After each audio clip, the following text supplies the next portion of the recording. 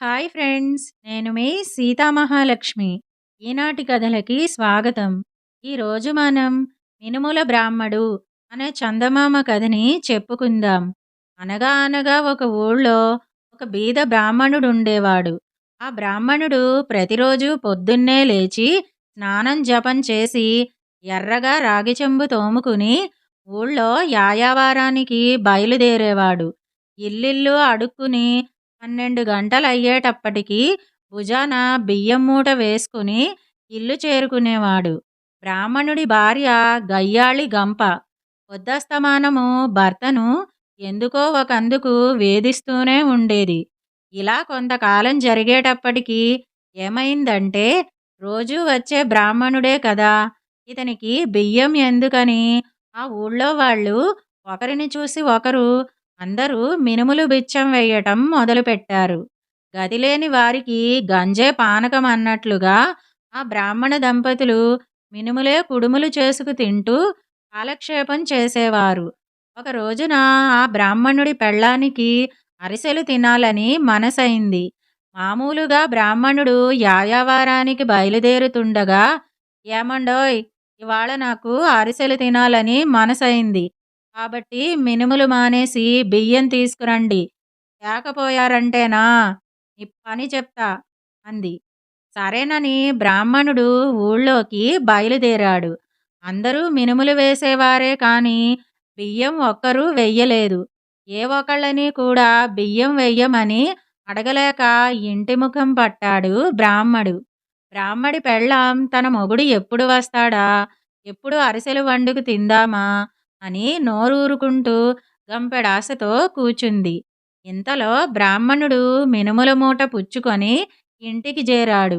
వచ్చి రాగానే అతి సంతోషంతో అరిసెలు చేసుకోవచ్చు గదా అని గబగబా ఆవిడ మూట విప్పింది. విప్పేసరికల్లా రోజులాగా మినుములే. దానితో ఆవిడ నరసింహావతారం అయిపోయి కళ్ళు పటపటా కొరుకుతూ మూలనున్న రోకలి పుచ్చుకొని, బియ్యం తెమ్మంటే తేలేనివాడవు, నువ్వేం మొగుడివయ్యా, నా మాట అంటే నీకు అంత చులకనా, ఎవరు తింటారు ఇవన్నీ అంటూ మండిపడడం మొదలుపెట్టింది. పాపం బ్రాహ్మణుడు గుడ్లు మిటకరించి చూడ్డం తప్ప మరేమీ చెయ్యలేకపోయాడు. ఎన్నాళ్ల నుండో అరిసెలు తినాలని ఉండి ఇవాళ బియ్యం తెమ్మంటే తేక నాకు అరిసెలు చేసుకు తినే భాగ్యం లేకుండా చేశావు గదా. సరే, నీ పని ఏం చేస్తానో చూడు. ఇవన్నీ వండి నీ మొహాన పడేసి తినేదాకా ఈ రోకలి పుచ్చుకొని నీ ఎదట కూచుంటాను. తినకపోయావంటే గుండు పగలేస్తాను చూడు అంది. పోనీ ఎలాగో అలాగా తిప్పలు పడి తింటే ప్రస్తుతం రోకలి దెబ్బలు తప్పుతాయి గదా అనుకొని బ్రాహ్మణుడు అలాగే తింటాను, వండి పట్టుకురా అన్నాడు. ఆవిడ ఆ మినుములన్నీ వండి పెద్ద విస్తరేసి దాన్నిండా ఆ వండిన మినుములన్నీ పోసి తినమని రోకలి పుచ్చుకుని దగ్గర కూచుంది. ఓరి దేవుడా, ఇవన్నీ తినడం ఎలా, నాది కడుపా చెరువా, ఇవన్నీ ఎక్కడ పట్టించను అనుకుంటూ గట్టిగా మాట్లాడితే రోకలితో పెళ్ళాం ఏం పెళ్లి చేస్తుందో అన్న భయం కొద్దీ బ్రాహ్మడు ఆ విస్తరి దగ్గర కూలబడి ఒక్కొక్క గింజే తినడం మొదలుపెట్టాడు. ఇలా సగం మినుములు తినేసరికి అయ్యగారికి గుడ్లు ఎళ్ళుకొచ్చినాయి. ఒసే, గొంతు దిగడం లేదు, మంచినీళ్లు తెద్దు అన్నాడు. నీళ్లు తేవడానికని రోకలి అక్కడ పడేసి ఆమె లోపలికి వెళ్ళింది. ఇదే సమయం అనుకుని బ్రాహ్మణుడు ఇల్లు వదిలి వెనక్కి తిరిగి చూడకుండా వీధి వెంటబడ్డాడు. పెళ్ళాం ఎక్కడ తరుముకుంటూ వస్తుందో అన్న భయం కొద్దీ బ్రాహ్మడు తన కాళ్ళు ఎలా ఈడ్చుకుపోతే అలా పరిగెత్తి పరిగెత్తి చివరికి సాయంత్రం అయ్యేసరికి ఒక అడవిలోకి చేరుకున్నాడు. నాలుగు పక్కలా చూచి గుండె స్థిమితపరుచుకొని రోకలిపోట్లు తప్పాయి గదా అని సంతోషించి అలసిపోయి ఉండటం చేత ఒక మర్రి చెట్టు కింద పడుకుని నిద్రపోయాడు. ఇదిలా ఉండగా నలుగురు దొంగలు ఒక వర్తకుడి ఇంట్లో పడి సర్వం దోచుకుని అర్ధరాత్రి అయ్యేసరికి బ్రాహ్మణుడు పడుకున్న అడవిలో ఆ మర్రి చెట్టు పక్కనే చేరారు. అక్కడ కాసేపు ఆగి మళ్ళీ వెళ్దామనుకొని తమ సామానంతా అక్కడ దింపారు. వాళ్ళకి చాలా ఆకలేసింది. తినడానికి ఏదైనా దొరుకుతుందేమోనని వాళ్ళు తమ సామానంతా కలియవెదికారు. వెతగ్గా వెతగ్గా వాళ్లకో కొబ్బరికాయ దొరికింది. కాయ పగలగొట్టడానికి ఏదన్నా రాయి వెతకండర్రా అంటూ ఆ చీకట్లో నలుగురు నాలుగు పక్కలా తడమటం మొదలెట్టారు. తడమగా తడమగా ఒకడి చేతికి బ్రాహ్మణుడి గుండు నున్నగా తగిలింది. దొరికింది రండర్రా అంటూ మిగతా వాళ్ళనందరినీ పిలిచాడు. నలుగురు జేరారు. అది బ్రాహ్మణుడి తల అని వాళ్ళకేం తెలుసు? బలం కొద్దీ బ్రాహ్మణుడి గుండుకేసి ఆ కొబ్బరికాయ కొట్టారు. గుర్రుపెట్టి నిద్రపోతున్న బ్రాహ్మణుడు ఆ దెబ్బకి హడలిపోయి లేచి పెళ్ళామే తనని వెతుక్కుంటూ వచ్చి కోపం కొద్దీ రోకలి పుచ్చు కొట్టిందనుకుని వస్తున్నా వస్తున్నా తింటాను తింటాను ఆగు ఆగు అని వెర్రికేకలేయడం మొదలెట్టాడు. ఆ అరుపులు వినగానే దొంగలు అది దెయ్యమో భూతమో అని వెనక ముందు చూడకుండా వాళ్ళు దోచుకుని తెచ్చిన సామానంతా అక్కడే వదిలేసి అదే పరుగు తీశారు. ఇంతలో తెల్లవారొచ్చింది. బ్రాహ్మణుడు జరిగిందంతా తెలుసుకుని దొంగలు వదిలి వెళ్ళిన పెట్టెలన్నీ నిమ్మళంగా ఒకటొకటే తెరిచి చూశాడు. వాటిల్లో బోలెడన్ని నగలు నాణాలు ఉన్నాయి. భలే అదృష్టం! గుండు చితికేలా దెబ్బతింటే తిన్నాను గాని ఎంతటి అదృష్టం కలిసి వచ్చిందో అనుకున్నాడు. సరే అని అవన్నీ పుచ్చుకొని ఇంటికి బయలుదేరాడు. ఇక అక్కడ ఇంటి దగ్గర ఏమైందంటే మంచినీళ్లు తెద్దామని లోపలికి వెళ్ళి పట్టుకొచ్చేలోగా మొగుడు లేకపోయేసరికి అమ్మ గడుసువాడా ఎంత మోసం చేశావు?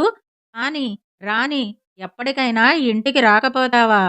చూడు రాగానే నీ పని పట్టిస్తా అంటూ దుడ్డుకర్ర పుచ్చుకొని తలుపు వేసుకుని కూచుంది. మరి కాసేపటికి తలుపే తలుపు అంటూ బ్రాహ్మణుడు ఇంటికొచ్చి దబదబా తలుపు బాదాడు. వచ్చావా? నీ పని అయిపోయింది. వస్తున్నా ఉండు అంటూ ఆవిడ దబాలున తలుపు తెరిచింది. తలుపు తెరవగానే బోలెడన్ని పెట్టెలు బేడలు సామాను చూసేసరికి ఆవిడ కోపమంతా ఒక్కసారిగా సంతోషంగా మారిపోయింది. ఆనందంతో భర్తని లోపలకు ఆహ్వానించింది. భర్త పెట్టెలు తెరిచి చూపించాడు. దరిద్రం వదిలిందంటూ ఆనాటి నుంచి ఆ బ్రాహ్మణ దంపతులు సుఖంగా జీవించారు. ఇప్పుడు మరో కథని కూడా మనం చెప్పుకుందాం. గుబేలు దస్త్రం అనే చందమామ కథని చెప్పుకుందాం. నిన్నగాదు మొన్నగాదు ఎన్నో వందల సంవత్సరాల కిందటి సంగతి. ఒక ఊళ్ళో ఒక బ్రాహ్మణుడు ఉండేవాడు. అతను ఎంతో చదువుకున్నవాడు.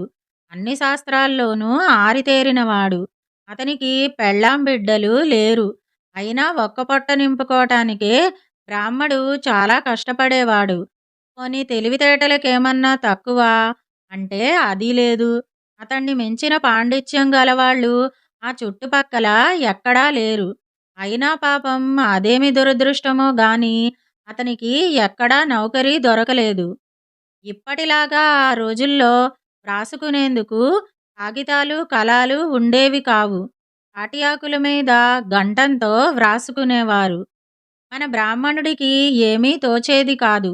ఒకరోజు 2 రోజులైతే ఎలాగో కాలం వెళ్ళబుచ్చవచ్చు గాని నెలలు సంవత్సరాలు తరబడి ఊరికే ఏమీ పని లేకుండా కూర్చోటానికి వీలవుతుందా?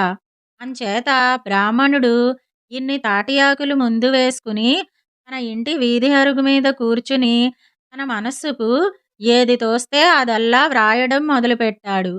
తన కళ్ళకు ఏది కనబడ్డా చెవులకు ఏది వినబడ్డా అన్నీ వెంటనే వ్రాసేవాడు. వీధిలో కుక్క మొరిగితే వ్రాసేవాడు. పొలంలో నక్క కూస్తే వ్రాసేవాడు. ఒకటేమిటి చెట్ల ఆకులు గలగలమని గాలికి చప్పుడు చేసినా కూడా ఆ సంగతి బ్రాహ్మణుడు వ్రాసేవాడు.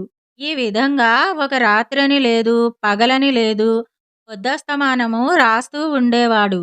ఏమి రాస్తున్నాడో ఎందుకు రాస్తున్నాడో అతనికే తెలీదు. కానీ ఒక్క నిమిషం కూడా వృధా పోకుండా 1000 కళ్ళతో కనిపెడుతూ 1000 చెవులతో వింటూ రాస్తుండేవాడు. అలా వ్రాయగా వ్రాయగా తాటియాకులు కట్టలు కట్టలుగా పెరిగిపోతున్నాయి. ఇల్లంతా తాటాకు దస్త్రాలతో నిండిపోతోంది. అయినా బ్రాహ్మణుడు వ్రాయటం మానలేదు.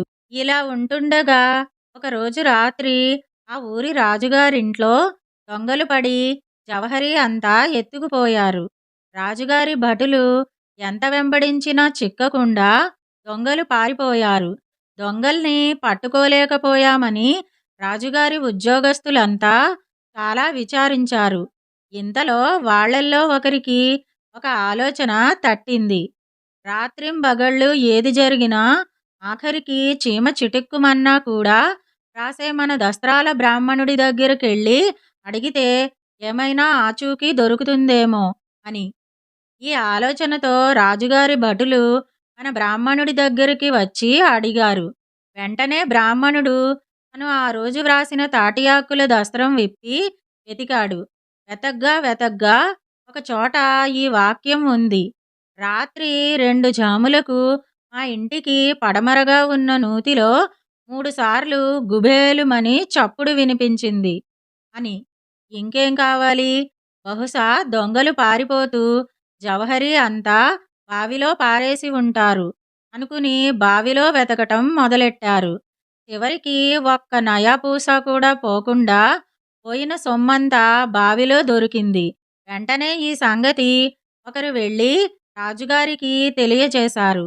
ఎలా దొరికిందంటే దస్త్రాల బ్రాహ్మణుడి కథంతా చెప్పారు. రాజుగారు ఎంతో ఆశ్చర్యపోయారు. వెంటనే మంత్రిని పిలిచి ఇటువంటి బ్రాహ్మణుడు ఒకడుండటం మన రాజ్యానికే ఎంతో గొప్ప గౌరవం.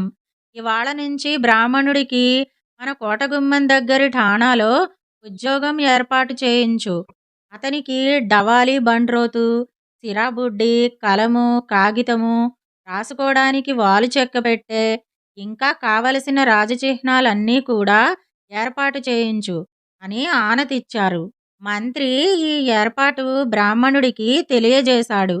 బ్రాహ్మణుడికి చెప్పలేనంత సంతోషం కలిగింది. ఆ రోజు మొదలు బ్రాహ్మణుడు తన పూరిగుడిసె వదిలి ఠాణాలోనే ఉండసాగాడు. ఇది వరకు అనుకున్న ప్రకారం ఒక బిళ్ళబండ్రోతిని, సిరాబుడ్డి, కలము, కాగితము, రాసుకోవడానికి వాలు చెక్క పెట్టె, ఇంకా కావలసిన రాజచిహ్నాలన్నీ ఏర్పాటు చేశారు. పైగా కొంత భూమి కూడా ఇచ్చి ఈ దస్త్రం వ్రాసే పని వంశపారంపర్యంగా వచ్చేటట్టు కూడా ఏర్పాటు చేశారు. ఆ రోజు నుంచి బ్రాహ్మణుడిని అంతా గుబేలు దస్త్రం శాస్త్రి అని పిలిచేవాళ్ళు. ఎలా పిలిస్తే నాకేం, నా కడుపులో చల్ల కదలకుండా ఉన్నది, అంతే చాలు అని తృప్తిపడి బ్రాహ్మణుడు హాయిగా కాలక్షేపం చేస్తున్నాడు. ఈ విధంగా మన బ్రాహ్మణుడికి రాజాదరణ లభించింది. రాజోద్యోగం పొందటం వల్ల అతనికి మంచి పేరు లభించి ఆ ఊళ్ళోని గొప్ప పండితుడు తన కూతుర్నిచ్చి పెళ్లి చేశాడు. మన గుబేలు బ్రాహ్మణుడు పిల్లా పాపలతో సుఖంగా జీవించాడు.